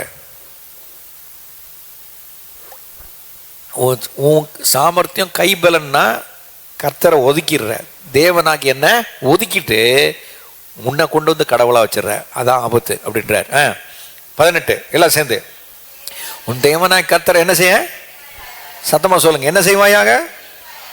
Listen, think. மறந்துடாத. 400 வருஷம் அடிமையாக இருந்த, பாவத்தில் இருந்த, வியாதியின் பிடியில் இருந்த, தோல்வியில் இருந்த, உன்னை விடுவித்தவன் நானே. எவனை விடல. உன் சாமர்த்தியம் கைபலன்னா ஒன்றுமே செய்ய முடியல. அவன் சவுக்கால அடின்னு அடித்தான். அவன் வந்து என்ன செஞ்சான், அவன் போட்டால் தான் ரேஷனு, அவன் போடுற ரேஷனை வச்சு சாப்பிட்டு இருந்தீங்க. அறியாத அந்நிய பாஷை, தேவையில்லாத எகிப்திய பாஷையை பேசுகிற நாட்டில் இருந்தீங்கடா, ஏன்டா அப்படி இருக்கீங்க அப்படின்னு சொல்கிறார். தேவனாய் கர்த்தரை நினைப்பாயாக. அவரேன்னா வேற யாரும் கிடையாது, வேற யாரும். அவரே உன் பிதாக்களுக்கு ஆணையிட்டு கொடுத்த தம்முடைய உடன்படிக்கை உறுதிப்படுத்தும்படி இந்நாளில் உனக்கு உண்டாயிருக்கிறது போல ஐஸ்வர்யத்தை சம்பாதிப்பதற்கான என்ன உடன்படிக்கை பண்ணார் ஆபிரகாமோடு? எடுங்க, இதுங்க ஒரு கையை வச்சுக்கோங்க. ஆதியாகமம் 12ஆம் அதிகாரம் 1, 2, 3ஆம் வசனம். எடுங்க. ஆதியாகமம் 12ஆம் அதிகாரம் என்ன உடன்படிக்கை பண்ணார்? உடன்படிக்கைலாம் மறந்துடாதீங்க. ஆபிரகாமுடைய உடன்படிக்கை அது. நல்லா கவனிங்க. எல்லாம் சேர்ந்து வாசிப்போமா? எல்லாம். கர்த்தர் ஆபிரகாமை நோக்கி, தேசத்தையும் உன் இனத்தையும் உன் தகப்பனை வீட்டையும் புறப்பட்டு, அப்படின்னா நான் வீட்டை விட்டு வெளியே ஓடிருன்னு சொல்லலை. எப்பா, அவன் ஒரு விக்கிர வியாபாரி. அவங்க அப்பா சொரூபத்தை செஞ்சு விற்று பொழப்பு நடத்தினவன். ஆபிரகாம் பார்த்தீங்கன்னா ஒரு சின்ன உதாரணம் சொல்கிறேன் பாருங்களேன். ஒரு நாள் அவங்க அப்பா சொன்னார், இதெல்லாம் கடவுள்ரா, பத்திரமா பார்த்துக்க, நான் வெளியே போயிட்டு வந்தோன்னே காற்றுல ஒரு விக்கிரம் கீழே வந்து உடஞ்சிருச்சு. ஐயோ அப்பா கிட்ட நம்ம என்ன பதில் சொல்கிறது அப்படின்னு கேட்குறாரு. இதெல்லாம் வந்து தல்மூத் அப்படின்னு நிறைய வேதங்கள் இருக்குது. அந்த வேதங்களில் சரித்திரக்காரர்கள் எழுதி வச்சுருக்காங்க. வந்தோடனே அப்பாட்ட சொல்கிறேன், அப்பா ஒரு கடவுள் கீழே விழுந்து உடஞ்சிருச்சுப்பா காற்றடிச்சு அப்படின்னா. ஆனால் கடவுள் என்னது விற்கிறான்டா அப்படின்னாரா. கொஞ்ச நேரத்துக்கு முன்னாடி தான் அப்பா வந்து கடவுள்னாரு, இப்போ விற்கிறான்றார். இவருக்கு ரொம்ப குழப்பம். இது என்னடா நம்ம தெய்வம் நாடி இருக்குது இந்த விக்கிரகம், கடவுள்னா நம்ம என்ன செய்யணும், நம்மளாம் நடத்தணும், நம்ம தேவைகள்லாம் சந்திக்கணும். பொழப்பே ஒரு கஷ்டமாக இருக்க, ஒரு நாளைக்கு ஒரு சுரூபம் விற்பனை ஆகிறது கஷ்டமாக இருக்கேன்னு அவர் புலம்பிட்டு இருக்கானா. இப்படிப்பட்ட ஒரு நிலையில தேடல தான் கர்த்தர் அவனை பார்த்து சொல்றாரு, வாடா அப்படின்றாரு. அல்லேலூயா சொல்லுங்களேன். அப்பா அந்த தேடுறாரு. சொல்றேன், உன் வீட்டையும் உன் இனத்தையும் தகப்பன் வீட்டையும் விட்டு புறப்பட்டு நான் உனக்கு காண்பிக்கும் தேசத்துக்கு. இப்போ நமக்கு தெரியாத ஒரு ஊருக்கு போனோம்னா இப்போ என்ன பண்ணுவோம் சொல்லுங்க, பேசுங்க. தெரியாத ஊருக்கு ஆண்டவர் போக சொல்றாரு, என்ன பண்ணுவீங்க? என்ன பண்ணுவீங்க? முதல்ல அந்த ஊர் எங்கே இருக்குன்னு தெரிஞ்சுக்குவீங்களா இல்லையா? 4 பேர்கிட்ட போய் அவனை அங்கே அலட்டி, இந்த ஊருக்கு போக சொல்கிறார் ஏசுவாமி, அந்த ஊர் எங்கே இருக்குது, அந்த ஊரில் எத்தனை பேர் இருக்காங்க, அந்த ஊரில் யார் தான் இருக்காங்க, அந்த ஊர் எங்கிட்டு தண்ணி கிடைக்குமா, பருகிற தண்ணி கிடைக்குமா, சாப்பாடு கிடைக்குமா அப்படின்னு எல்லாம் கேட்போமா இல்லையா? இதெல்லாம் இல்லாத காலத்தில் ஒருத்தனை கூப்பிடுறாரு, எனக்கு நான் காண்பிக்கும் தேசத்துக்கு போடா அப்படின்றார். இதுதான் உடன்படிக்கை. எல்லாம் குறிச்சுக்கோங்க. நான் உன்னை பெரிய ஜாதி என்கிற வார்த்தை மொழிபெயர்ப்பில் இல்லை. மறுபடியும் சொல்கிறேன். அப்போ பைபிள் இருக்க பாஸ்டர் மொழிபெயர்க்க முடிய சீகன் பால்க் என்கிற ஒரு ஜெர்மனி தேசத்தின் மனிதனை புதிய ஏற்பாட்டு மொழிபெயர்ப்பு தேவன் தெரிந்து கொண்டார். அதன் பிறகு ஒரு இந்து மனிதன், இந்து சமயத்தை சார்ந்த கல்வி பெற்ற ஒரு மனிதன், சிலோன் இலங்கை தேசத்தை சார்ந்த ஒரு தமிழ் மனிதன், அவனை கூப்பிட்டு அப்பா இதை மொழிபெயர்க்கும் சொல்லும் பொழுது அவன் ஒரு இந்து மனிதனாக இருந்தபடினாலே சமஸ்கிருத வார்த்தைகள்லாம் கொண்டு வந்துட்டான். ஜாதி என்கிற வார்த்தை கொண்டு வந்துட்டான். அதனால தான் இங்கே இருக்குது ஜாதி என்கிற வார்த்தை இல்லை. இங்கே சொல்கிறார், எல்லாம் சேர்ந்து வாசிங்க, நான் உன்னை பெரிய தேசமாக்கி. ஜாதி என்கிற இடத்துல என்ன எழுதுங்க, தேசமாக்கி. ரொம்ப அழகாக சொல்கிறார். முதல்ல எனக்கு யாருமே இல்லை, அவ்வளோதான், நான் செத்து போயிடுவேன், நான் அழிஞ்சு போயிடுவேன், உனக்கு நீ ஒன்றுத்துக்கு உதவாக்காரன்னு சொல்கிறாங்கன்னா அதை பற்றி கவலையப்படாதீங்க. இந்த உடன்படிக்கையை பாருங்க. கர்த்தாவே நீர் சொல்லியிருக்கிறீரே என்னை பெரிய தேசமாக்குவேன்னு சொல்லியிருக்கிறீரே நீர் அப்படி. அப்போ உடன்படிக்கையின் முதல் ஷரத்து என்ன? கர்த்தர் நம்மை பெரிய தேசமாக்குவார். 2, உன்னை ஆசீர்வதித்து. இரண்டாவது என்னங்க? கர்த்தர் என்னை ஆசீர்வதிப்பார். 3, என் பேரை பெருமைப்படு. நானே போய் சுய விளம்பரம் செய்ய தேவையில்லை. கர்த்தரை நம்பி இருந்தால், அவர் கற்பனைகளை கை கொள்வதற்கு என்னை அர்ப்பணித்தால் அவர் என் பேரை பெருமைப்படுத்துவார். ஆமே சொல்லுங்களேன். அது அவர் வேலை. சொல்லுங்க. என்ன இன்னைக்கு காசு கொடுத்து விளம்பரம் பண்ணிக்கிறான். ஏய் இவன் படத்தை போட்டுக்கடா, நான் காசு கொடுக்குறேன், நீ எனக்கு விளம்பரம் செய்ய சொல்ற காலத்தில் இருக்கிறோம். ஆனா தேவன் சொல்றார், நான் உன்னை பெரிய உன் பேரை பெருமைப்படுத்துவேன். 4, நீ ஆசீர்வாதமாய் இருப்பாய். இதை மட்டும் நிறைய பேர் போட்டுக்கிறாங்க. இது என்னமோ எனக்கு ஒன்றும் புரியல. ஆசீர்வாதமாக இருப்பாய். சரி, யாராவது வந்து கேட்டிருக்காங்க உங்ககிட்ட? உங்களை என்னதான் சொல்றார், நீ ஆசீர்வாதமாக இருப்பாய். 5வது வாக்கு தான், உன்னை ஆசீர்வதிக்கிறவளே. இப்போ அவர் என்ன செஞ்சிட்டாரு, தம்முடைய ஜனமா எடுத்துக்கிட்டாரு. உன்னை தொடரவன் என்ன தொடரான்டா, உன்னை ஆசீர்வதிச்சா அவன் நல்லா இருப்பான்.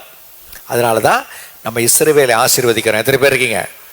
சங்கீதம் எங்கே வாசிக்கிறோம்? 122 எதில் வாசிக்கிறோம்? 22 என்ன வாசிக்கிறோம்? சொல்லுங்க.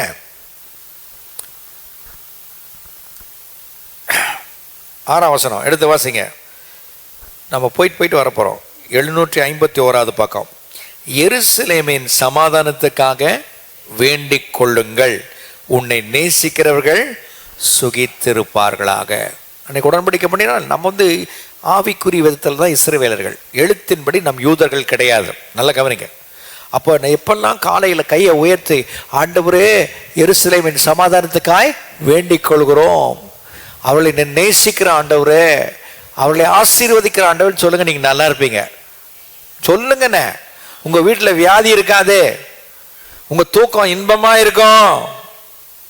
அது சொல்ற, உன் அலங்கத்துக்குள்ளே சமாதானமோ, உன் அரண்மனைக்குள்ள அலங்கன்னா வீட்டினுடைய 4 சுவத்துக்குள்ள இருக்கிற வீடுல சமாதானம் இருக்கும்.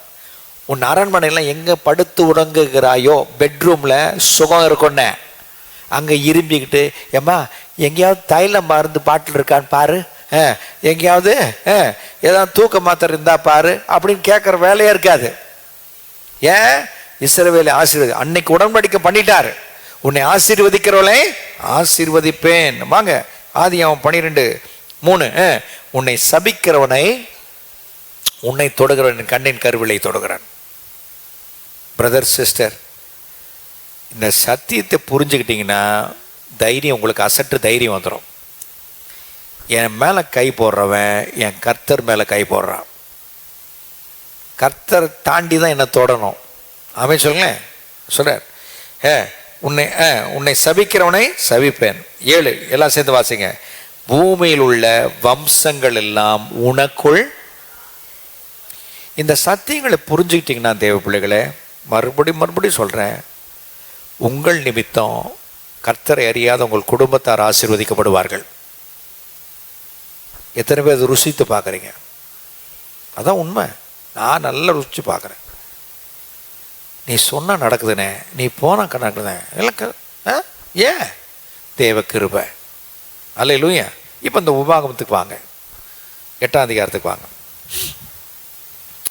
அவரே உங்கள் பிதாக்களுக்கு ஆணையிட்டு தம்முடைய உடன்படிக்கை கொடுத்த தம்முடைய உடன்படிக்கை உறுதிப்படுத்தபடி. வந்துட்டீங்களா? உபாகமம் 8:18. இந்நாளில் உங்களுக்கு உண்டாயிருக்கிறது போல ஐஸ்வர்யத்தை சம்பாதிப்பதற்கான பலனை உனக்கு கொடுக்கிறார். என்னுடைய சாமர்த்தியம் கிடையாது, என் கைபலன் கிடையாது. மூளையில் ஒரு தட்டுனா மூளை இருக்கு பாருங்க, கிட்டத்தட்ட 200க்கு மேற்பட்ட பூச்சிகள் உள்ள இருக்கு மூளையில். ஒரு பகுதி செயலிழந்து போச்சுன்னா இழுத்துக்கும், கை கால் விழுந்துடும். நம்ம சாமர்த்தியம் கிடையாது, கைபலன் இல்லை, எல்லாம் அவருடைய கிருபையே. ஐஸ்வர்யத்தை சம்பாதிப்பதற்கான பலனை உனக்கு கொடுக்கிறவர். எல்லாம் சேர்ந்து 19, உன் தேவனாய் கர்த்தரை நீ மறந்து வேற தேவர்களை பின்பற்றி அவர்களை சேவித்து அவனை பணிந்து கொள்வாய், ஆனால் நிச்சயமாய் அழிந்து போவீர்கள் என்று உங்களுக்கு சொல்லுகிறார். சிம்பிள். அதனால தான் காணிக்கையை பெற்றுக்கொள்ளும் பொழுது சொல்றாரு, என் சாமர்த்தியமும் என் கைபலனும் இந்த சம்பாத்தியத்தையும் இந்த வருமானத்தை கொண்டு வரல, எல்லாம் அவருடைய பலன் தான். கரங்களை தட்டி கர்த்தருக்கு நன்றி சொல்லுங்க. அல்லேலூயா. அப்போ நீங்கள் புரிஞ்சுக்கணும், ஒரு காலம் சொல்லக்கூடாது என் வேர்வை சிந்தி சம்பாதிச்சேன், எல்லாம் ஒரு பலன். ஆமென். அல்லேலூயா.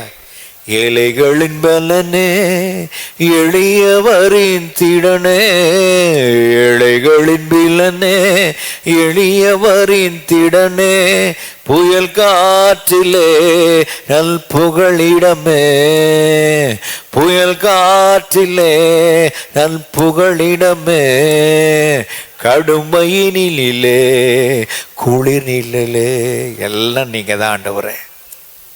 இப்போ நீங்கள் வீட்டில் போய் வாசிங்க, யோவான் 15 வாசித்தீங்கன்னா அப்படியே பதியும். என்னை அல்லாமல் உங்களால் ஒன்றுமே முடியாது. ஆக சாபத்திற்கு காரணம் பிசாசுடைய வஞ்சகமான வார்த்தையை நம்புவதனால. தலையெழுத்து நம்பிட்டான், நம்பி கீழ்ப்படிஞ்சிட்டான். அதனால அவனோட விடலை, அவன் சண்டதை, அந்த வித்து ஆதாமுக்கிட்டேருந்து இந்த வித்து வந்து வந்து வந்து அந்த பாவம் அவர்களுக்குள்ளே வேலை செய்யுது. ரோமர் கழுத நிருபம் 7ஆம் அதிகாரம். பவுலுக்கு ரொம்ப ஆசை, ஆண்டவருக்காக வாழணுன்ற ஆசை. அப்போஸ்தலனாகிய பவுலுக்கு. ஆனால் உள்ளுக்குள்ள இருந்து ஏதோ ஒன்று வேலை செய்யுது. ஆத்மாவில் ஆசை இருக்குது ஆண்டவருக்காக வாழணுன்ட்டு, ஆவியில் ஆசை இருக்குது, ஆனால் சரீரத்தில் ஏதோ ஒன்று உள்ளே இருக்குது, இருக்கக்கூடாது இருக்குது அப்படின்றார். நல்ல கவனி சொல்லுங்க, எல்லாம் சேர்ந்து வாசிப்போமா? ரைட். 17 இருங்க, 14 வாசிக்கிறேன். ரோமர் 7:14. 215வது பக்கம் புதிய ஏற்பாட்டில். எல்லாம் சேர்ந்து வாசிப்போம். மேலும் நமக்கு நேரிடுகிறபடி நியாயப்பிரமாணம் ஆவிக்குரியதாக இருக்கிறது. நானோ பாவத்திற்கு கீழாக விற்கப்பட்டு மாம்சத்துக்குரியவனாக இருக்கிறேன். நல்ல கவனிங்க, எதிர் கீழே விற்கப்பட்டிருக்கேன்? பாவத்து கீழே விற்கப்பட்டு மாம்சத்துக்குரியவனாக இருக்கிறேன். எப்படி எனில், நான் செய்கிறது எனக்கே பிடிக்கலப்பா. நான் விரும்புகிறதை செய்யாமல் நான் வெறுக்கிறதே. ஆவியில் ஆண்டவருக்காக வாழணும். ஒவ்வொரு ஆவிக்குரிய கூட்டங்கள், வேதாராய்ச்சி கூட்டங்கள், தேவ செய்திகளும் கேட்கும்பொழுது ஆண்டவருக்காக வாங்கணும்னு ரொம்ப ஆசைப்படுறேன் ஆவியில். ஆனால் நான் செய்கிறது தப்பாக செய்கிறேன், நான் செய்கிறது எனக்கு பிடிக்கலைங்க அப்படின்றார். வெறுக்கிறேன். இப்படி நான் விரும்பாதை செய்கிறவனாக இருக்க நியாயப்பிரமாணம் நல்லதென்று ஒத்துக்கொள்கிறேன்னு. நல்லது தான் ஒத்துக்கிறேன். ஆதலால் நான் அல்ல, எனக்குள் வாசமாக இருக்கிற பாவமே ரட்சிக்கப்பட்டிருக்கேன். ஆனால் அந்த வித்து உள்ளதான் இருக்கு. பாவ வித்து அதுதான் செய்ய தூண்டுது சார். அப்போ அந்த வித்து ஆதாம் கிட்ட இருந்து இந்நாள் வரைக்கும் வந்திருக்கு. அந்த வித்தை நீங்க தெரிஞ்சுக்கிட்டு வேத வசனமாகி தேவ வித்தை உள்ள அனுமதிச்சிங்கன்னா அந்த வித்தை மேற்கொள்ளலாம். எத்தனை பேர் இருக்கீங்க? சாபத்தை எப்படி மேற்கொள்ளணும்? சாபத்துக்குரிய கிரியைகள் ஈடுபடாமல் எப்படி வாழலாம்? ஒரே ஒரு வழி, தேவனுடைய வசனமாகிய வித்தை உள்ள அனுமதிக்கப்படும். வித்து வித்து என்கிற வார்த்தையை நான் மறுபடியும் சொல்லிட்டேன். எபிரேயருக்கு எழுதின நிருபம், எபிரேயருக்கு எழுதின நிருபம் எழுதிட்டீங்களா? இயேசு இயேசு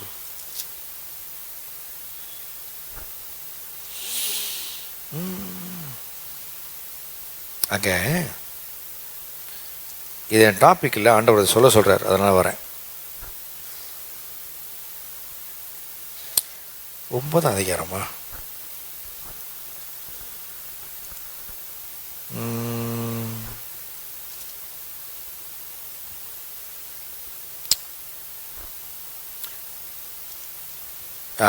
ஒரு நிமிஷம், I will come to you.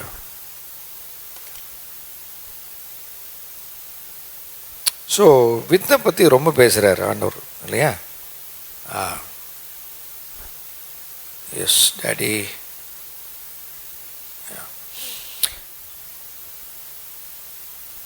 எதனால் நீங்கள் மறுபடியும் பிறந்திருக்கீங்க அப்படின்றத கொஞ்சம் ஆணித்தரமாக பேசுகிறார். அழியாத வித்துனாலே. என்னங்க? அழியாத வித்துனாலே. ரைட்? எதில் வருது? பேதுருவில் வருது. கரெக்ட். வித்து. Right, excellent, good sister. நான் வந்துட்டேன். S, with.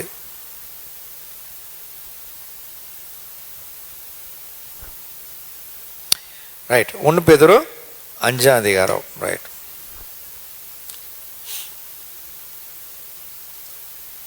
எடுத்துட்டீங்களா?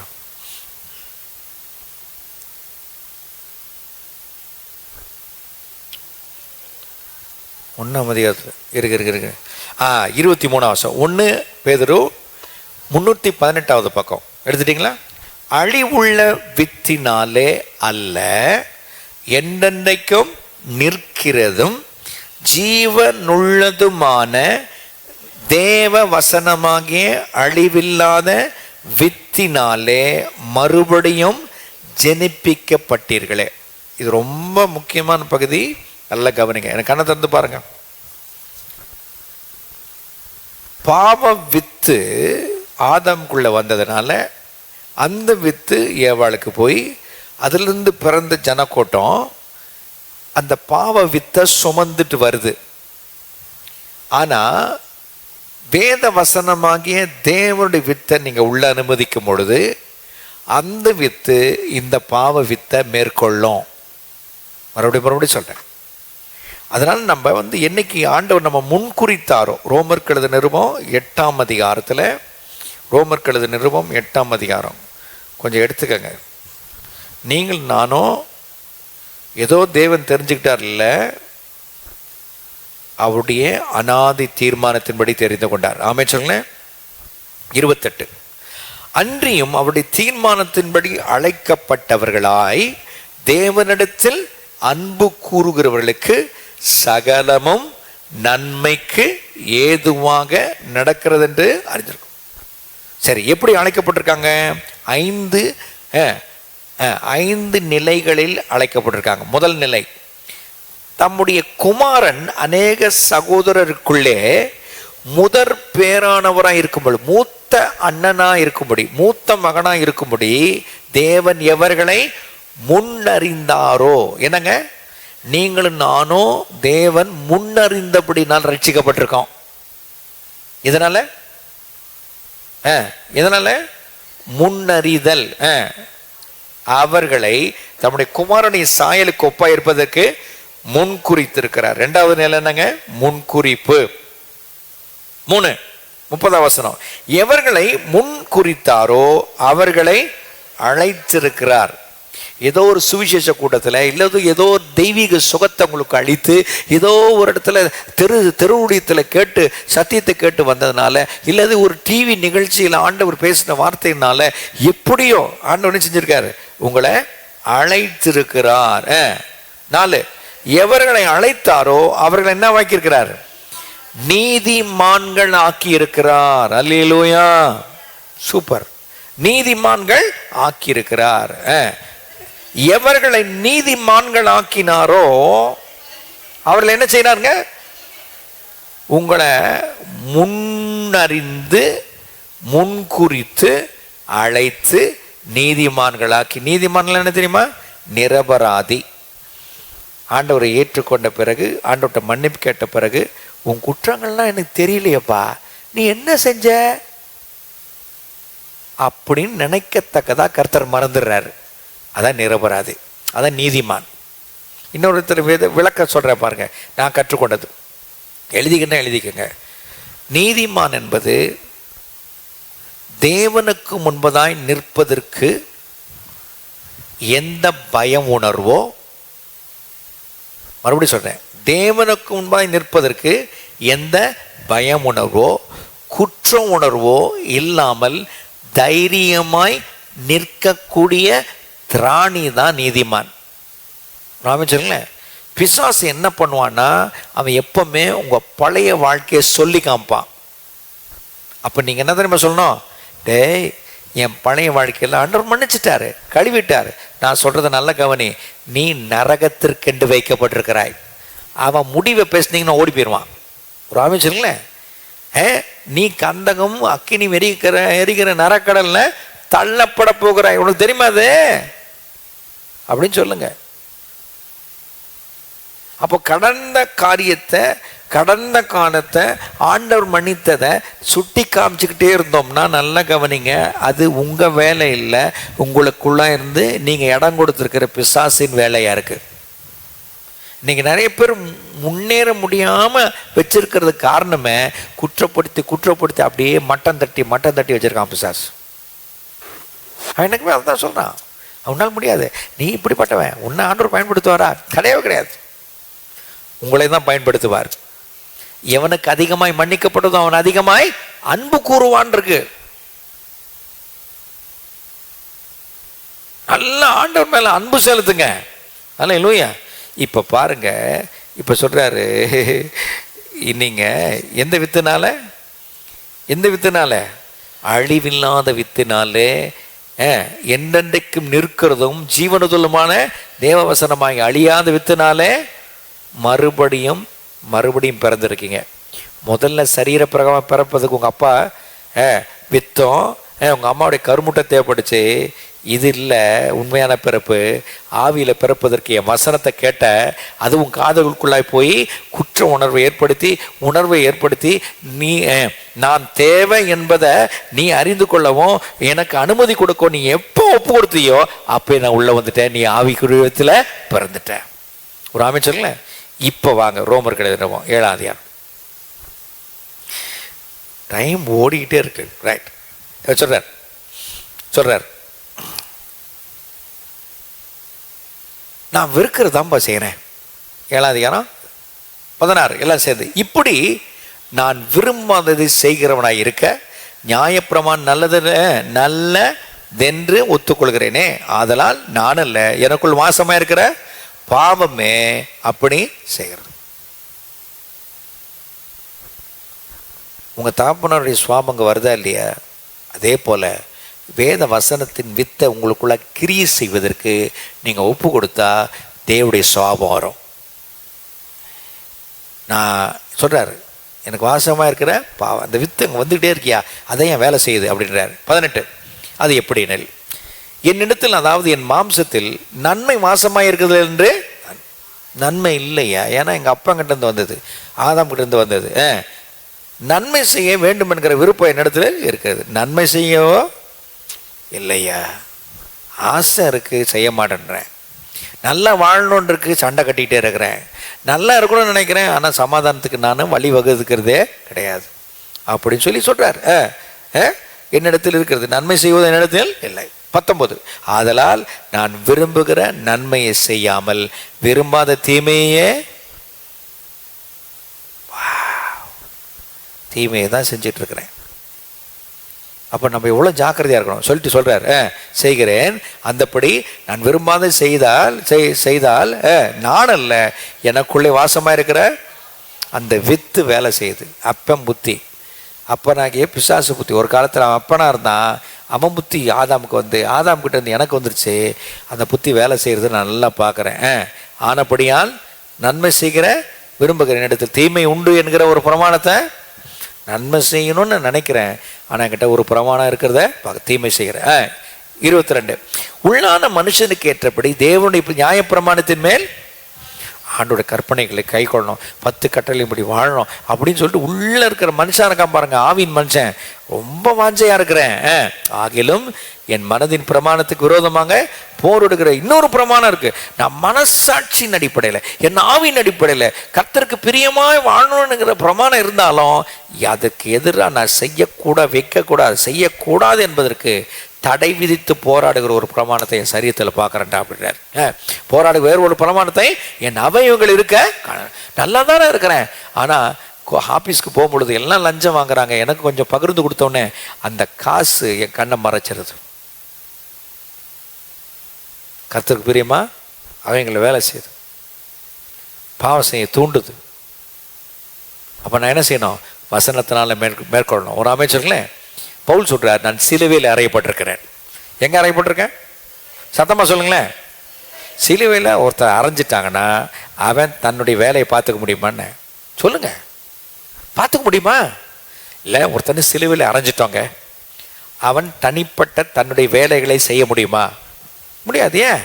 கை காலு ஆணி அடிச்சிருக்காங்க, தலைமுடி முள்முடி போட்டிருக்கிறாங்க, சிலுவையில் தொங்குறான், ஒன்றுத்துக்கும் வேலை இல்லை, யாராவது வந்து ஊட்டி விட்டாதான். இப்போ பவுல் புரிகிற மாதிரி சொல்கிறார், நான் சிலுவையில் இனி நான் அல்ல, இயேசுவே எனக்குள்ள இருந்து வாழ்கிறார். இப்போ ஆதியாமோ சர்ப்பத்துக்கு வந்துடுறோமா இல்லையா? சர்ப்பம் பிசாசுக்கு இடம் கொடுத்ததுனால அவனுக்கு ஆவியாக இருக்கிறான், அவனுக்கு இடம் கொடுத்ததுனால அவங்ககிட்ட இருந்து வேலையை பார்த்துட்டான். சபிக்கப்பட்டது இழப்பு யாருக்கு? சர்ப்பத்திற்கு. மரியாதையை காலில் நவுந்து போயிட்டு இருந்தேன், இப்போ வவுத்தல நிறவு வச்சுட்டானேவன் வாயிருந்துச்சு, அதை திட்டிருக்குமா இல்லையா? திட்டிருக்கும். தேவன் அப்போ இன்னைக்கு கவனிங்க, இன்னைக்கு கொலை, கற்பழிப்பு, பாவம் எல்லாம் நடக்க காரணம் தெரியுமா? எந்த மனிதன் வழியாக நடக்குதோ அவன் பிசாசுக்கு இடம் கொடுக்கறபடினால அவனுடைய துர்க்கிரிகளையும் அவனுடைய பாவக்கிரிகளையும் அந்த நபருடைய சரீரத்தை வச்சு செஞ்சிடான். இப்போ அதே வேளையில் நாம் ரட்சிக்கப்பட்ட நாம் கர்த்தருக்கு ஒப்பு கொடுக்கும் பொழுது நம்மை கொண்டு அவர் பரிசுத்தமாக ஜீவிக்க நம்முடைய சரீரத்தை பயன்படுத்துவார். எதுக்கு கொடுக்குறோன்றது ரொம்ப முக்கியம். பொய்க்கு கொடுக்குறோமா, சண்டை சச்சரவு கொடுக்குறோமா, பரிதானம் வாங்கிறது கொடுக்குறோமா, லஞ்சம் வாங்கிறது கொடுக்குறோமா, எதுக்கு கொடுக்குறோம்? பாவம் செய்கிறதுக்கு கொடுக்குறோமா? பிசாசு தான் செய்யணும், அவன் இச்சைகளை நிறைவேற்ற நம்ம சரீரத்தை பயன்படுத்துகிறான். நான் ஆண்டவருக்கு ஒப்பு கொடுத்தா அவருடைய பரிசுத்தத்தை நிறைவேற்ற நம்முடைய சரீரத்தை பயன்படுத்துகிறார். எத்தனை பேர் இருக்கீங்க? தெளிவாக இருக்கணும். இந்த சட்டையை பாஸ்டரமாக அயன் பண்ணி வச்சுருந்தாங்க. சாயங்காலம் பைபிள் ஸ்டடிக்கு நீங்கள் போட்டுக்கணும்ப்பா. இந்த சட்டை மடிச்சு தான் இருந்துச்சு, அயன் பண்ணி அழகாக சுருக்கமெல்லாம் வந்துச்சு. ஆனால் அந்த சட்டைக்கு எப்போ உயிர் வந்துச்சு, அதை எடுத்து நான் மாட்டிக்கும் போது தான். அப்போ தேவன் எடுத்து நம்ம சரீரமாகிய சட்டையை பயன்படுத்தினா அவர் மகிமைப்படுவார். இந்த சட்டையை பிசாசு பயன்படுத்திக்க இடம் கொடுத்தோம்னா அவன் என்ன பண்ணுவான், அவன் மகிமைப்படுவான். எது பிரியன்னு நீங்கள் யோசிங்க. சாபத்துக்கு காரணம் அதுதான் மெயின். பவுல் சொல்கிறாரு, நான் விரும்பாததை செய்கிறையா. வாங்க ரோமருக்கு 7 வாங்க, வந்து முடிச்சிருவோம். கவனிங்க. என்னிடத்தில் தீமை ஒன்று பிரமாணத்தை காண்கிறேன். 22 உள்ளான மனுஷருக்கு ஏற்றபடி தேவனுடைய நியாய பிரமாணத்தின் மேல் பிரியமாக இருக்கிறேன். ஆகிலும் என் மனதின் பிரமாணத்துக்கு விரோதமாக போராடுகிற வேறொரு பிரமாணத்தின் அவயவங்களை இருக்க காண்கிறேன். அது என் அவயவங்களில் உண்டாயிருக்கிற பாவ பிரமாணத்துக்கு என்ன, எங்கள் அப்பா கிட்ட வருது, தாதா கிட்ட வருது பாரு, அந்த பிரமாணத்துக்கு என்ன அடிமையாக்குதுரா. பாவெல்லாம் செய்யணும் தேவையில்லை. நிறைய பேருக்கு புரிய மாட்டதில்ல. பிசாசு சாப்பாட்டில் காலி பண்ணுறான், தூங்குற நேரத்தில் விழிச்சிருக்க வைக்கிறான், மொபைலை நோண்ட வைக்கிறான். இந்த வெளிச்சத்தை அந்த அந்த செயற்கையான வெளிச்சம் உள்ளே போகும்போது தூக்கத்தை காலி பண்ணிடும் தெரியுமா. உள்ள தூக்கம் என்ன தெரியுமா சொல்லும், என்னடா நம்ம தூங்குற நேரமாச்சே, வெளிச்சம் உள்ளே வருது, வெளிச்சம் இருந்தால் நான் தூங்க மாட்டேனே, கண்ணு மூட மாட்டேனே அப்படின்னு பழகி நீங்கள் நிறைய பேருக்கு தூக்கம் போயிடுச்சு தெரியுமா. எத்தனை பேர் கேட்குறீங்கன்னு தெரியல. நிறைய பேர் கொட்டை உட்காந்து நைட்டு பூரா டிவி பார்க்குறது. நைட்டு 10 மணிக்கு மேலே தான் ஹோட்டல் சாப்பாடு. ஐயோ, 7 மணிக்குள்ளே இரவு சாப்பாடை முடிச்சிடணும்.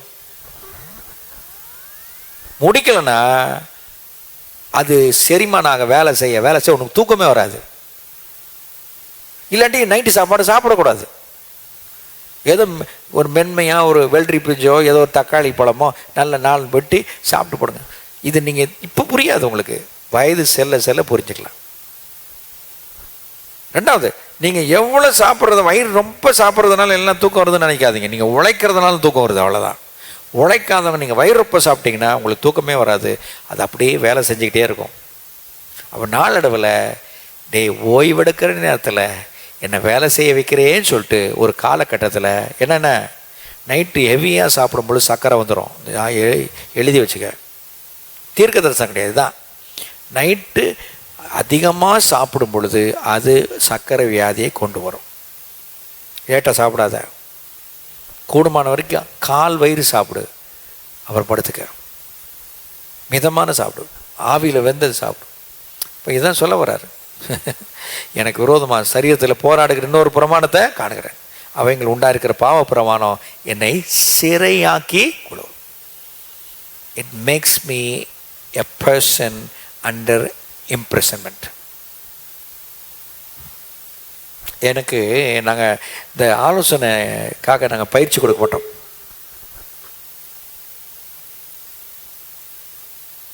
பாவம் எப்போ செய்கிறான் அப்படின்னு ஒரு கேள்வி. அந்த தேவ மனுஷன் ஆண்டு விட்டு போயிட்டார். இங்கிலாந்து தேசத்தை சேர்ந்தவர். ஹைதராபாத்தில் தான் எங்களுக்கு பயிற்சி கொடுத்தாங்க. ஆளுக்கு ஒன்று சொன்னாங்க. அப்போ சொன்னார் ஒரு உதாரணம், எத்தனை பேர் தலைக்கு மேலே காக்கா பறக்குது? எத்தனை மேலே தலைக்கு மேலே ஒரு நாளைக்கு காக்கா பறக்குதுன்னு? காக்கா பறந்ததே இல்லையா உங்கள் தலைக்கு மேலே? எத்தனை பேர் காக்கா உங்கள் தலையில் கூடு கட்ட விட்ருக்கீங்க? என் தலையில் கூடு கட்ட விடுவோனா வந்தான் துரத்தி விட்டுருவேன் சொல்கிறோமா இல்லையா? இதே தான் நம்ம எல்லாரும் சிந்தனை மேல் பாவம் ஓட தான் செய்யுது. அதை உட்காந்து தியானிக்க செய்யக்கூடாது. தியானித்தோம்னா பாவத்தில் விழுந்துடும். when we meditate on sin you will fall.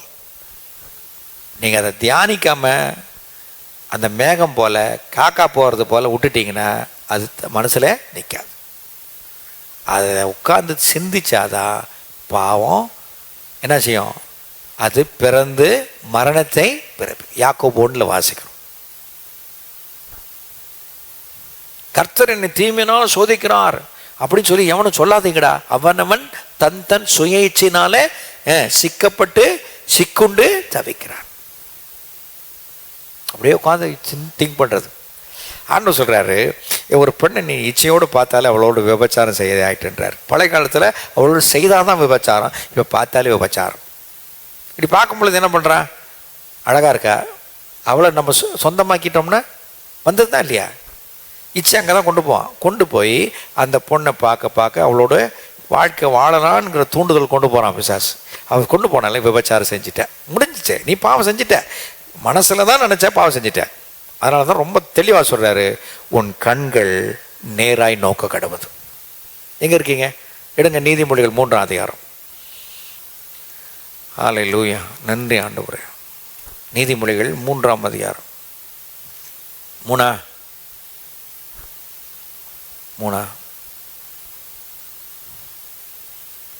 3 இல்லை, 4க்கு போங்க.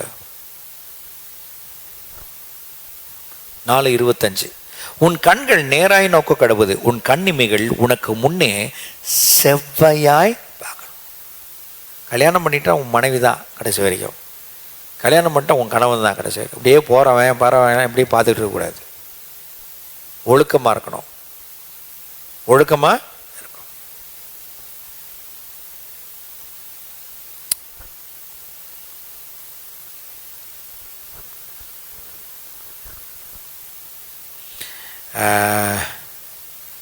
ஒரு காரியத்தை சொல்கிறேன் பாரு. ஆண்டு ஒரு காரியத்தை போதிக்கிறார், அதை எடுத்துட்டிங்கன்னா நல்லாயிருக்கும்.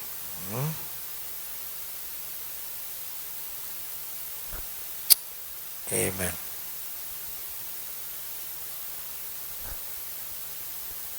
எடுங்களேன். உன் கண் வெளிச்சமாக இருந்தால் சரீரம் முழுவதும் வச்சவர். லூக்காவிலையும் சொல்கிறாரு, மத்தேயுவில் இருக்காமா? எடுத்துட்டிங்களா? Yes, absolutely excellent. 6:22. கண்ணானது சரீரத்தின் விளக்காயிருக்கிறது. உன் கண் தெளிவாக இருந்தால் உன் சரீரம் முழுவதும், நீ கண்ணால் என்ன பார்க்குறியோ அதுதான் உன்னுக்குள்ளே இருக்கிற ஆத்ம வெளிச்சத்தை கொண்டு வரும்.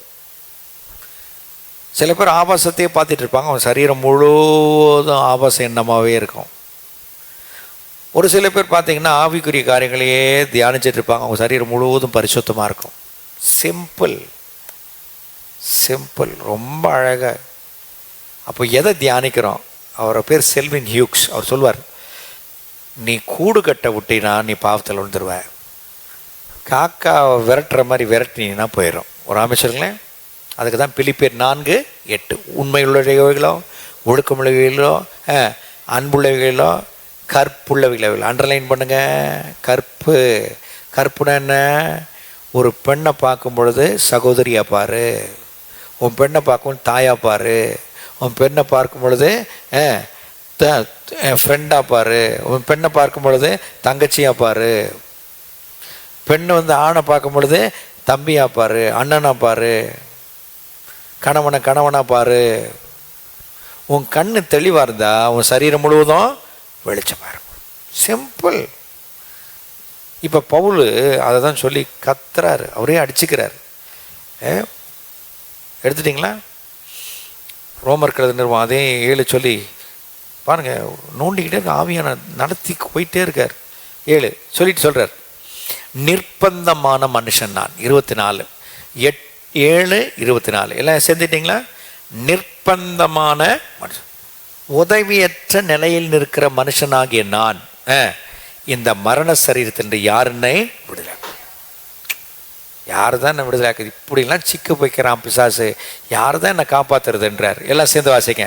நம்முடைய கர்த்தராகிய இயேசு கிறிஸ்துவின் மூலமாய் தேவனை ஒரே ஒரு வழி, ஜெயிக்கிறதுக்கு ஒரே வழி இயேசுதான். சொல்லுங்க அல்லேலூயா. ஆதலால் நானே என் மனதினாலே தேவனுடைய நியாயப்பிரமாணத்திற்கும் மாம்சத்தினாலே பாவப்பிரமாணத்துக்கு ஊழியம் செய்கிறேன்.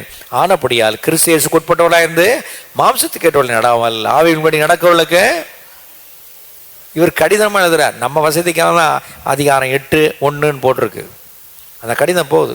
ஆனப்படியால் கிறிஸ்து இயேசுக்கு உட்பட்டவர்களாக இருந்து மாம்சத்தின்படி நடவாமல் ஆவின் இடத்துல பக்கத்தில் எழுதிக்கங்க, பரிசுத்த வேத வசனத்தின்படி நடக்கிறவர்களுக்கு என்ன இல்லை? நியாய தீர்ப்பு இல்லை. ஆமென் சொல்லுங்களேன். கண்களை மூடி பார்ப்போம். ரெண்டாவது காரணம் அதான். போன வாரம் ஒரு பகுதி தான் பார்த்தோம், அதே பகுதியை இன்னும் கொஞ்சம் ஆழமாக பார்த்தோம். ஆக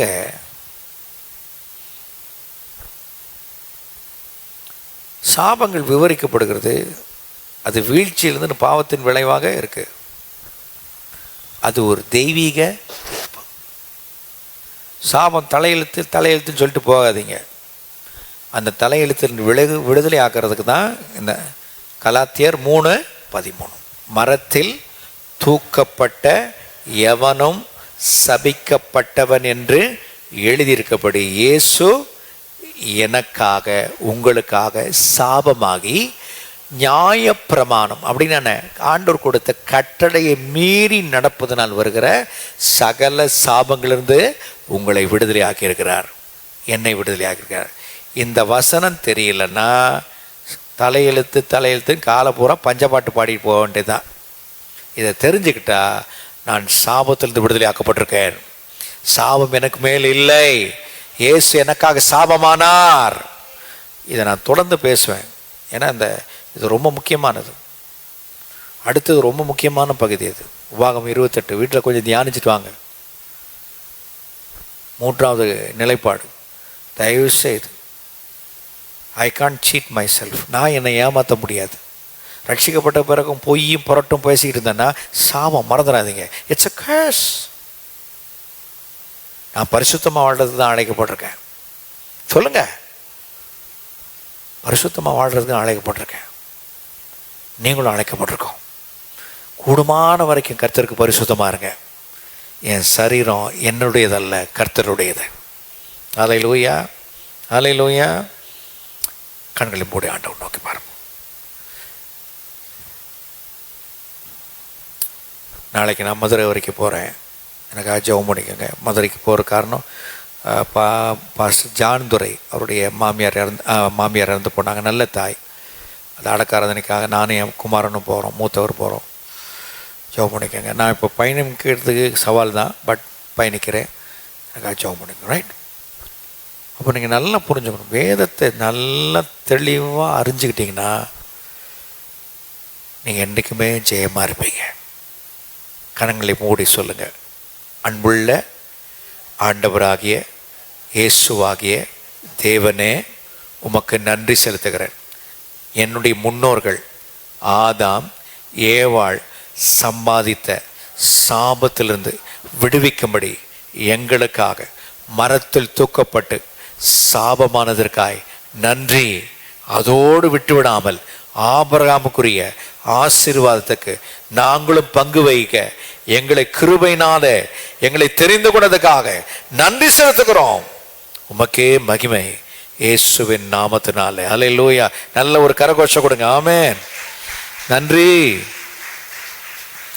நல்ல தகப்பனே, நாங்கள் நன்றி செலுத்துகிறோம். எப்படியெல்லாம் ஒரு முன்னோர்கள் சம்பாதித்து வைத்த சாபத்திலிருந்து விடுதலையாக்க முடியாய் எங்களை தேடி வந்த ஏசப்பா, உமக்கு கோடா கோடி நன்றி. ஆண்டவரே, எங்களை சாபத்திலிருந்து விடுதலை ஆக்குறது உம்முடைய தயவு, உம்முடைய இரக்கம், நீர் போட்ட பிச்சை ஆண்டவரே. அதான் நான் சொல்லுவேன், உம்முடைய கிருபைப்பா. தலையெழுத்து வேணாம், எங்க பிள்ளைகள் மேல் வேணாம், எங்க வாழ்க்கையில வேணாம், எங்கள் சந்ததி மேல வேணாம் ஆண்டவரே. எல்லாம் உம்முடைய தயவு. என் தகப்பன் வழியாய், என் தாய் வழியாய், என் மாமனார் வழியாய், மாமியார் வரைய வருகிற எல்லா சாபங்களும் எங்களை விடுதலையாக்கும். தேவன் நல்லவர் ஆண்டவரே. கலாத்தியர் 3:13 படி விடுதலை ஆக்கிட்டீங்க, அதற்காக நன்றி. அவர்கள் கிட்ட இருக்கிறது எதுவுமே வர்றதில்லை. எங்கள் தொப்புள் கொடி இயேசுவோடு இணைந்திருக்கிறோம். எங்க அம்மா கிட்ட இருந்து இல்லை, இயேசுவாகிய தேவனோடு கூட எங்கள் தொப்புள் கொடி இணைக்கப்பட்டிருக்கு. அதற்காக நன்றி. எழுதி வச்சுக்கடா பிசாசே. எங்கள் பெற்றோரிடத்திலிருந்து எந்த வியாதிகளும் எங்களை வருவதில்லை. காரணம், எங்கள் தொப்புள் கொடி இயேசுவோடு இணைக்கப்பட்டிருக்கு. நாங்கள் எந்த பாவங்களும் அந்த தொடர்புடைய காரியங்கள் எங்கள் சரீரத்தில் இருப்பதில்லை. காரணம், எங்கள் தொப்புள் கொடி இயேசுவோடு இணைக்கப்பட்டிருக்கிறது. Yes daddy. நீர் அப்படி செய்ததுக்காக நன்றி. உம்மிடத்திலிருந்து எங்களுக்கு வந்திருக்கு. உம்முடைய வித்துனாலே தான் நாங்கள் மறுபடியும் ஜனிப்பிக்கப்பட்டிருக்கோம், மறுபடியும் பிறந்திருக்கோம். அதற்காக நன்றி ஆண்டவரே. எங்களை காண்கிற உண்மை காண ஒத்த உதவி. எங்கள் பேச்சில், எங்கள் எண்ணங்களிலே, பேச்சிலே, நடக்கையிலே, செயல்களில் எல்லாவற்றையும் உண்மை பிரதிபலிக்க கிருபை தாரும். நாங்கள் ஜெபத்தில் கேட்டுக்கொண்டு அனைத்தையும் பெற்றுக்கொண்டோம் என்று விசுவாசித்து இயேசுவின் திருநாமத்தில் ஜெபிக்கிறோம் ஜெபங்களை நல்ல பிதாவே, ஆமென். தேவனாய் கர்த்தர் உங்களை ஆசீர்வதித்து உங்களை காக்கடவர். தேவனாய் கர்த்தர் தம்முடைய முகத்தை உண்மையில் பிரகாசிக்க பண்ணி உங்களுக்கு கிருபையா இருக்க கடவர். தேவனாய் கர்த்தர் முகத்தை உண்மையில் பிரசன்னமாக்கி உங்களுக்கு சமாதானம் கட்டளையிட கடவுள் என்பதே நம்முடைய கர்த்தராக இயேசு கிறிஸ்துவின் கிருபையும் பிதாவாகி தேவனுடைய அன்பும் பரிசுத்தவானுடைய அன்னிணைக்கும் வழிநடத்தலும் பாதுகாவலும் பராமரிப்போம் நம்ம அனைவரோடு கூட உலகங்களும் பரிசுத்தவான்கள் கூட கர்த்தராக இயேசுவர் முட்டை நின்று சதாக்கால் உண்டாயிருப்பதாக, ஆமென். என் ஆத்துமாவே கர்த்தரை ஸ்தோத்திரி, என் முழு உள்ளமே கர்த்தரை பரிசுத்த நாமத்தை ஸ்தோத்திரி. என் ஆத்துமாவே கர்த்தரை ஸ்தோத்திரி, கர்த்தர் செய்த சகல உபகாரங்களை இன்னென்று மறவாதே, ஆமென்.